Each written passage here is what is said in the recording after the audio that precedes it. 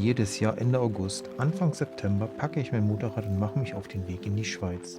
Die Sonne begleitet mich durch kurvige Straßen, während die Landschaft von sanften Hügeln in majestätische Berge übergeht. Und am Ende der Fahrt der Saanersee glitzernd friedlich, ein perfekter Moment auf der Reise nach Obwalden.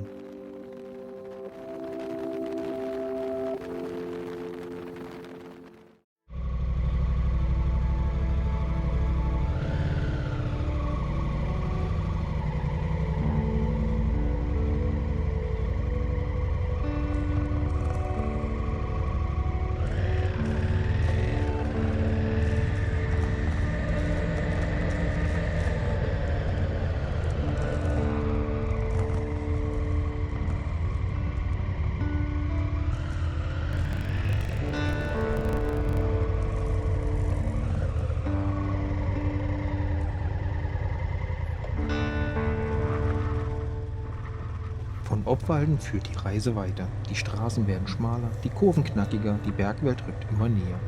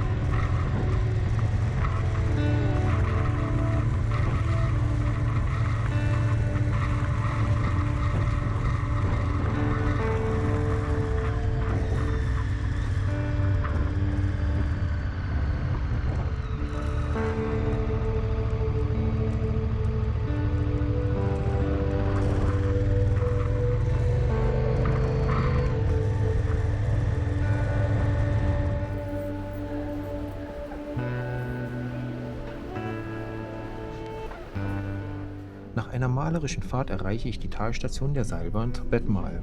Oben angekommen, lädt ein kurzer Spaziergang durch die idyllische Berglandschaft zum Durchatmen ein, bevor es mit der nächsten Seilbahn noch weiter hinauf zum Bettmarhorn geht.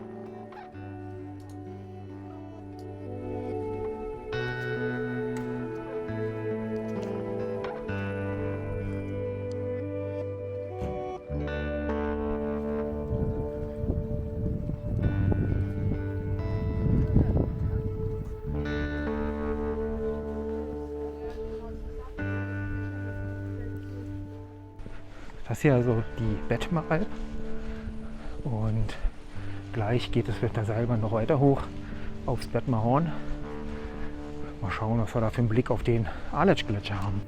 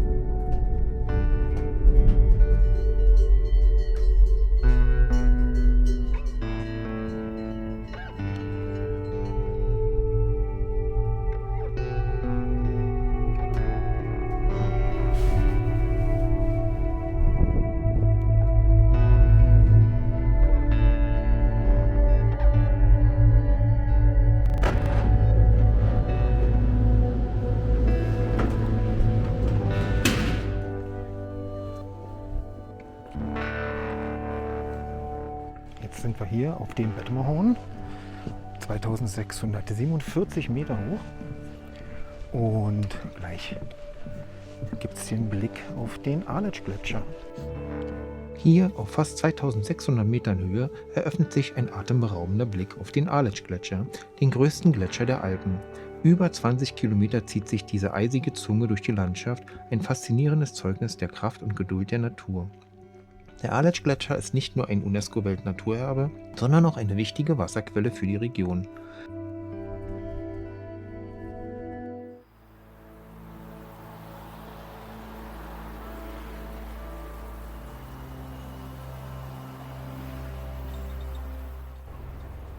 So, das ist hier die Goms-Hängebrücke. 280 Meter lang zwischen Bellwald und Führangen. Und an der höchsten Stelle 92 Meter über dem kleinen rauschenden Bach da unten.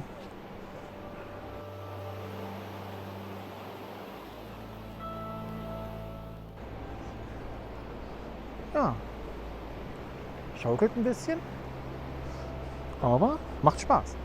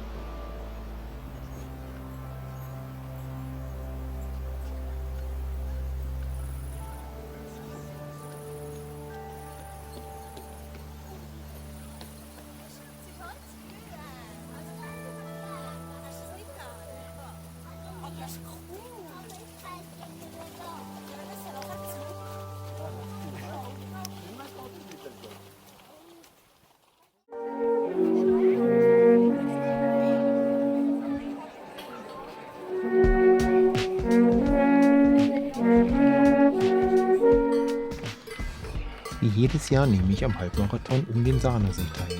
Doch diesmal ist alles anders. Der Lauf hat nicht nur einen neuen Namen, sondern auch eine neue Richtung, entgegen dem Uhrzeigersinn. Die Sonne brennt, die Wärme macht es anstrengender als je zuvor. Doch Schritt für Schritt kämpfe ich mich voran und erreiche schließlich das Ziel. Ein Moment voller Erschöpfung, aber auch voller Stolz.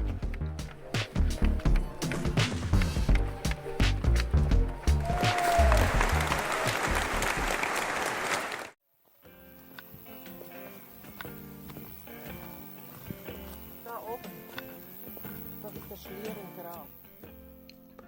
Unsere Wanderung hinauf zum Jensi beginnt an der malerischen Stiftskapelle Schwendi-Kaltbad. Von dort aus führt uns der Weg direkt in das beeindruckende Hochmoor Langis.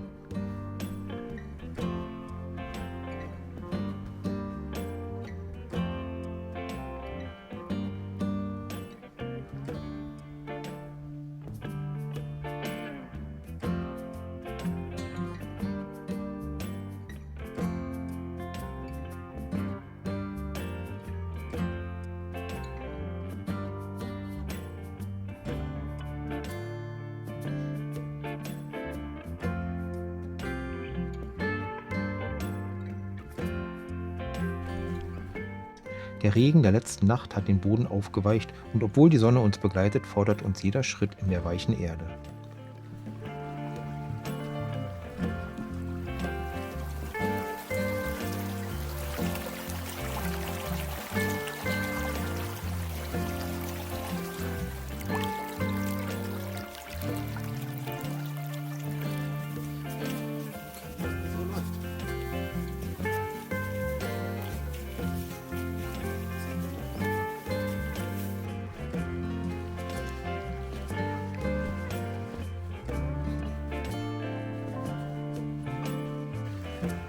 Entlang des Weges entdecken wir immer wieder kleine Informationstafeln, die uns mehr über die Besonderheiten des Hochmoors erzählen. Und lehrreiche Spiele wie ein großes Memory, das die Natur spielerisch erklärt. Diese Momente bringen uns die einzigartige Schönheit und Bedeutung dieses sensiblen Ökosystems näher.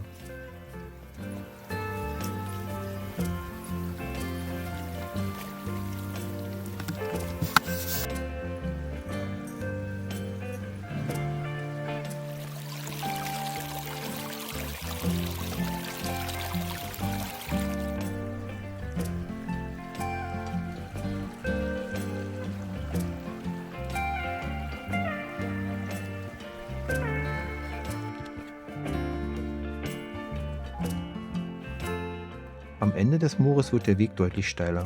Der Aufstieg ist anspruchsvoll, vor allem auf den letzten Metern.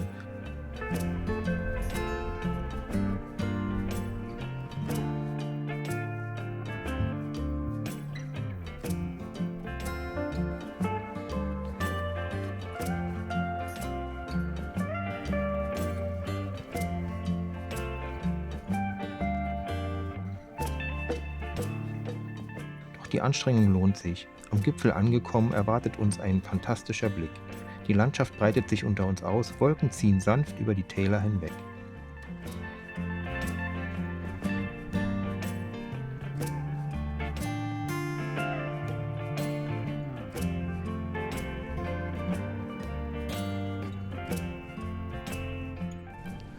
Nach dem leicht beschwerlichen Aufstieg aufgrund des nächtlichen Regens sind wir jetzt hier oben auf dem Jensi auf 1738 Meter und man hat hier einen wunderschönen Blick auf Obwalden.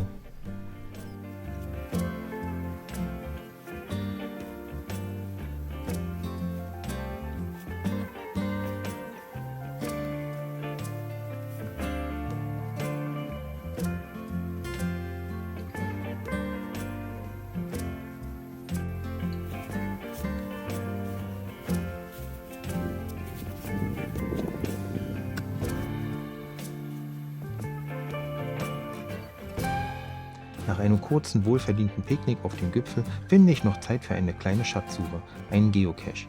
Es ist ein perfekter Abschluss für diese Wanderung voller Natur, Abenteuer und Belohnung.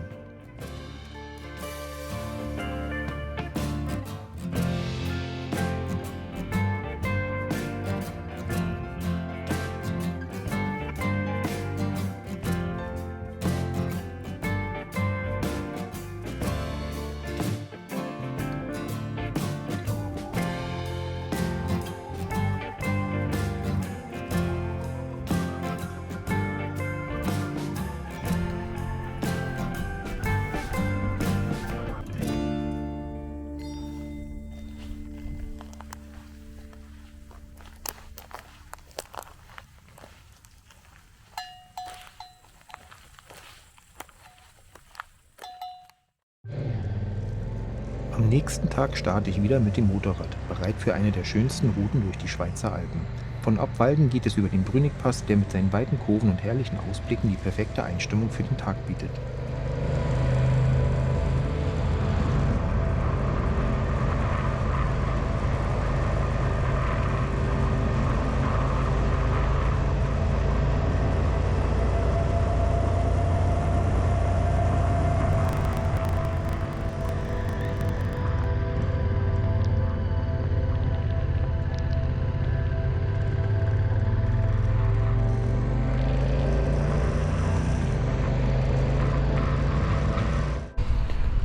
Mal ein kleines Päuschen kurz vom Sustenpass.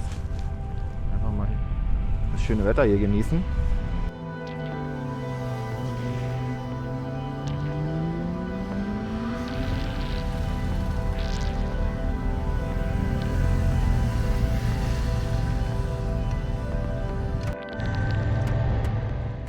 Weiter führt mich der Weg über den spektakulären Sustenpass, wo die schroffen Felsen und Gletscherfelder der Landschaft eine dramatische Kulisse verleihen.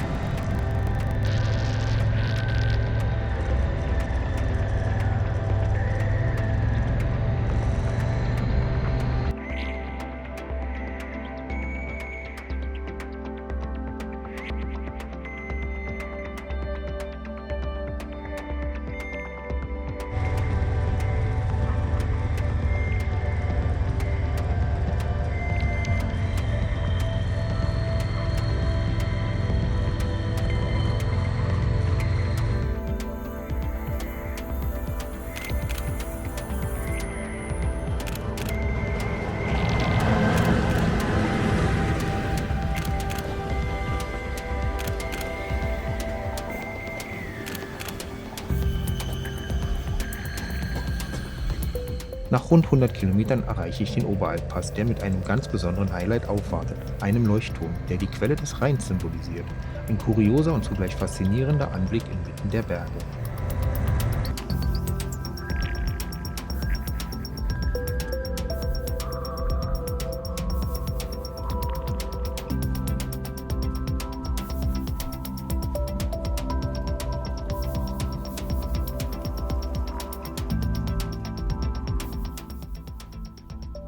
Mein Ziel ist die Sentis, ein ruhiger Ort mit großer historischer Bedeutung. Hier besuche ich das Benediktinerkloster, das bereits um das Jahr 700 gegründet wurde. Das Kloster ist nicht nur ein Ort der Stille und des Gebets, sondern auch ein bedeutendes kulturelles Zentrum der Region. Seine beeindruckende Architektur und die lange Geschichte laden dazu ein, in eine andere Zeit einzutauchen.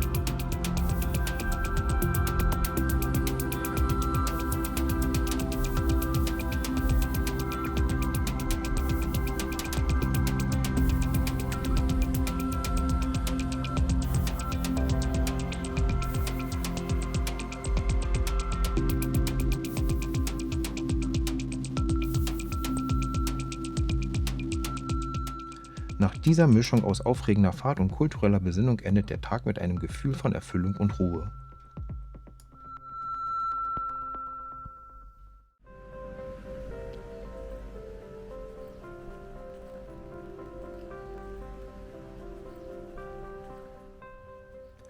Am Morgen geht es mit dem Zug von Disentis hinauf zum Oberalppass.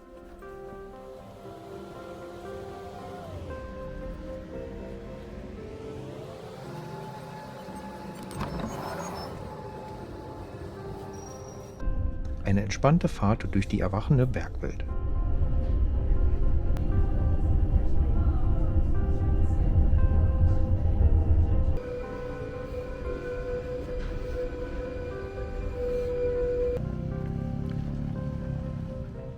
Vom Oberalppass starte ich meine Wanderung vorbei am Leuchtturm. Der markierte Wanderweg folgt zunächst der Via Alpsu, bevor er über Schotter leicht ansteigt.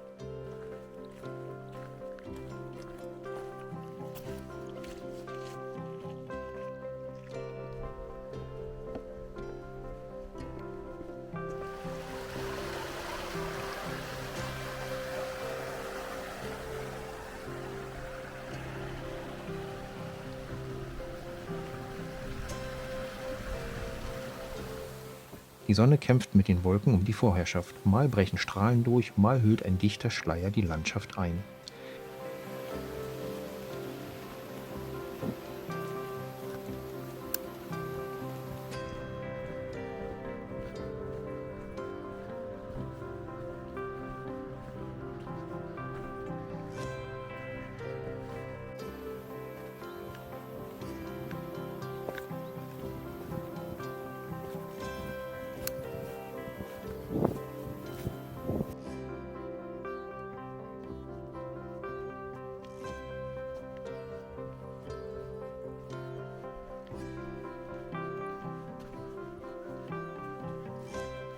Der Weg wird steiler und ich folge den Schildern zum Thomasee. Alpwiesen, klare Pfoten und Geröll prägen den Pfad. Immer wieder begegnen mir Steinmannli und Kühe in der Ferne. Ein Bild, das so typisch für die Alpen ist.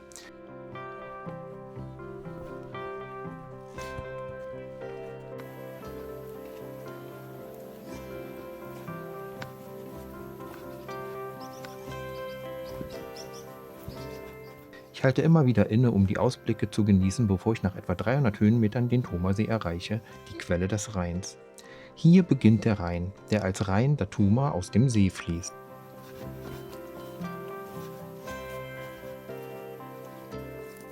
Am Ufer steht ein Schild, das die Länge des Rheins mit 1320 Kilometern bis zur Mündung angibt. Doch diese Zahl ist eigentlich ein Zahlendreher. Die tatsächliche Länge des Flusses beträgt 1233 Kilometer. Ein kurioses Detail, das ich lächelnd zur Kenntnis nehme.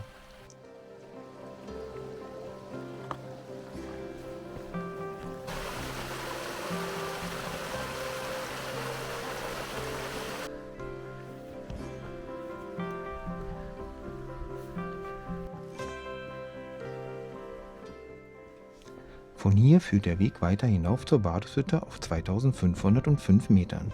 Dort gönne ich mir eine Pause in der Sonne und genieße einen selbstgemachten Alpeneistee mit Quellwasser. Eine köstliche Erfrischung.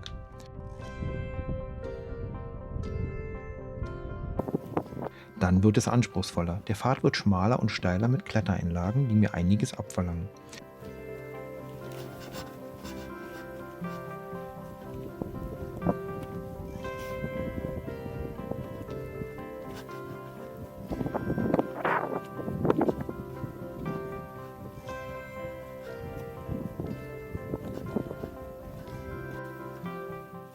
Schließlich erreiche ich den Pazzola-Stock auf 2739 Metern.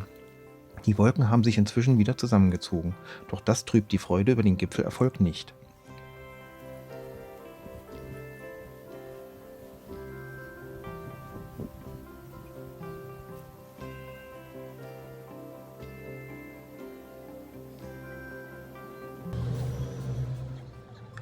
Nach über 12 Kilometern und mehr als 800 Höhenmetern stehe ich schließlich wieder am Oberalppass, erschöpft, aber erfüllt. Mit dem Zug geht es zurück nach Disentis, wo ich den Tag Revue passieren lasse.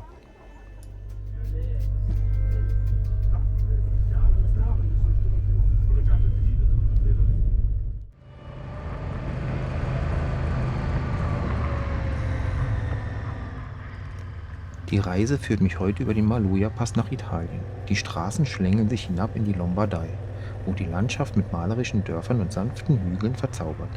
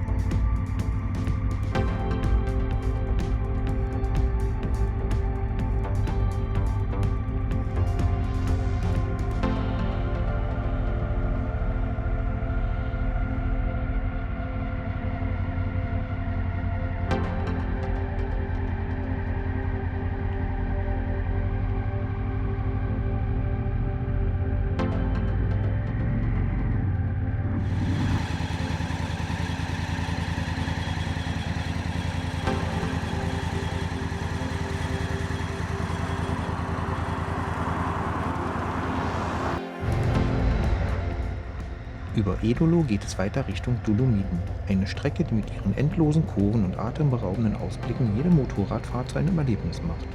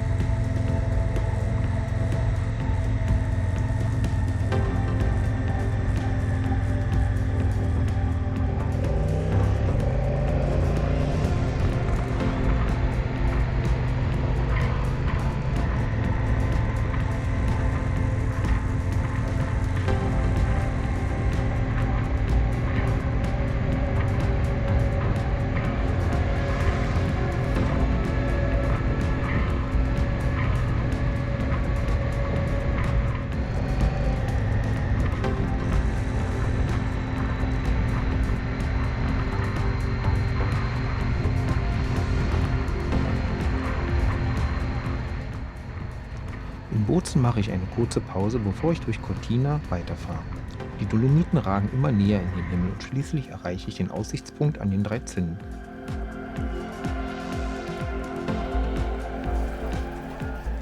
Doch die Wolken sind heute launisch. Sie hüllen die berühmten Gipfel ein, lassen nur Konturen und die Größe der Berge erahnen. Stattdessen beobachte ich die vielen Radfahrer, die sich mit erstaunlicher Ausdauer der Rennradtour um die 3 Zinnen stellen. Ihre Energie und Entschlossenheit beeindrucken mich und für einen Moment halte ich inne, genieße die Atmosphäre und den sportlichen Geist, der hier spürbar ist.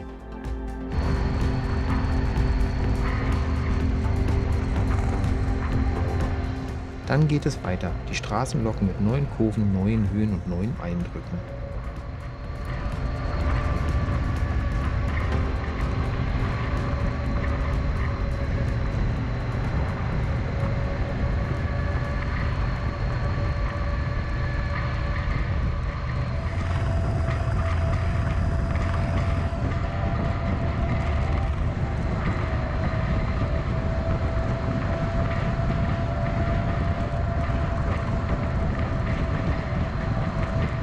Die Tour führt mich zurück nach Deutschland und zufällig lande ich in Niederkaltenkirchen oder besser gesagt Frontenhausen, dem Originalschauplatz der Eberhofer-Krimis. Ein kurzer Halt ist Pflicht, denn hier gibt es sie, die gigantische Leberkässemmel, die jedem Fan ein Grinsen aufs Gesicht zaubert.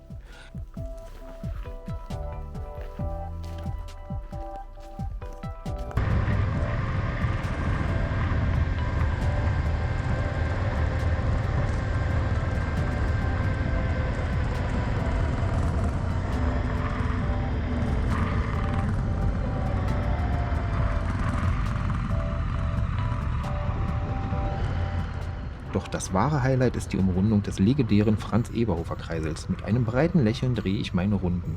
Der perfekte Abschluss für eine unvergessliche Tour voller atemberaubender Landschaften und kleinen Momenten, die das Herz erfreuen.